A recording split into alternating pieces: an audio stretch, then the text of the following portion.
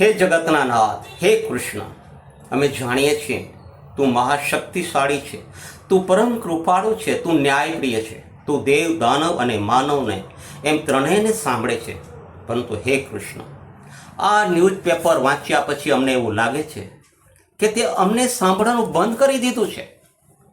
તું ચૂપ થઈ ગયો એવું લાગે છે, નહીતર આવું ના બને. અને હે કૃષ્ણ, તું તો અંતર્યામી છે, તું તો અથથી ઇતિ સુધી એમ બધું જ જાણે છે. તો પછી અમારે તને આ બધું કહેવાની જરૂર ના હોય. પણ હે કૃષ્ણ, આજે મારું હૃદય દ્રવી ઉઠ્યું છે, મારું કાળજું કંપી રહ્યું છે, મારા ગાત્રો ઢીલા થઈ ગયા છે. અને હું આ જ્યારે તને કહી રહ્યો છું ને, ત્યારે મારી આંખોમાંથી અશ્રુઓ છલકે છે. હે કાના, હે કૃષ્ણ, દિલ્હીમાં ભર બપોરે રસ્તા પર ચાલતી જતી એક યુવતીને નરાધમોનું ટોળું ઉપાડી જાય છે, તેની સાથે જુલમ ગુજારે છે, તેની લાજ લૂંટી લે છે, અરે તેને પીખી નાખે છે. અને એ યુવતી આખી રાત ચીસો પાડે છે, પણ તેની મદદ કરવા કોઈ ફરકતું નથી.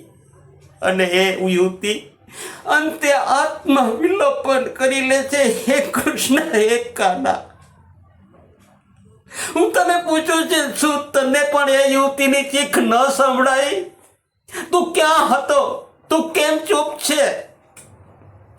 હે કૃષ્ણ, આવા કમખમાટી ઉપજે એવા સમાચારો વાંચી, સાંભળી કે ટીવી ઉપર જોઈને અમારા મનમાં કેટલાય સવાલો ઉદ્ભવે છે. તું એ જ કૃષ્ણ છે ને કે જેને દ્રૌપદીની લાજ રાખવા માટે તેના ચીરહરણ વખતે 999 જેટલા ચીર પૂરેલા? તું એ જ કૃષ્ણ છે ને કે જેણે પોતાના ભક્ત નરસિંહ મહેતાની લાજ રાખવા માટે તેની હુંડી સ્વીકારી તેની લાજ રાખેલી?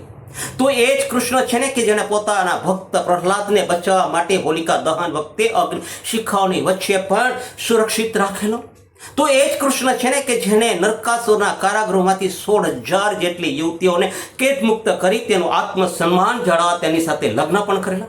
તો એ જ કૃષ્ણ છે ને કે જેણે ગજેન્દ્ર નામના હાથીને મગરમચ્છના મુખમાંથી છોડાવેલો? તો એ જ કૃષ્ણ છે ને કે જેણે મથુરા નિવાસીઓ શાંતિથી જીવન જીવી શકે એ માટે ક્રૂર અને ઘાતકી એવા મામા કંસનો પણ વધ કરેલો?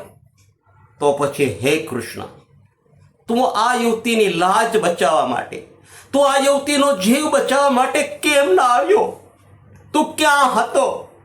તું કેમ ચૂપ છે? હે કૃષ્ણ, આવા નરાધમોના ડરથી અમે લોકો હેપતાઈ ગયા છે.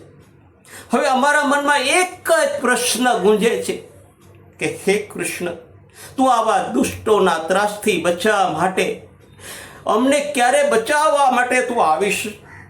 તે ગીતામાં કહ્યું છે કે પરિત્રાણાય સાધુનામ વિનાશાય ચ દુષ્કૃતામ ધર્મ સંસ્થાપનાર્થય સંભવામિ યુગે યુગે.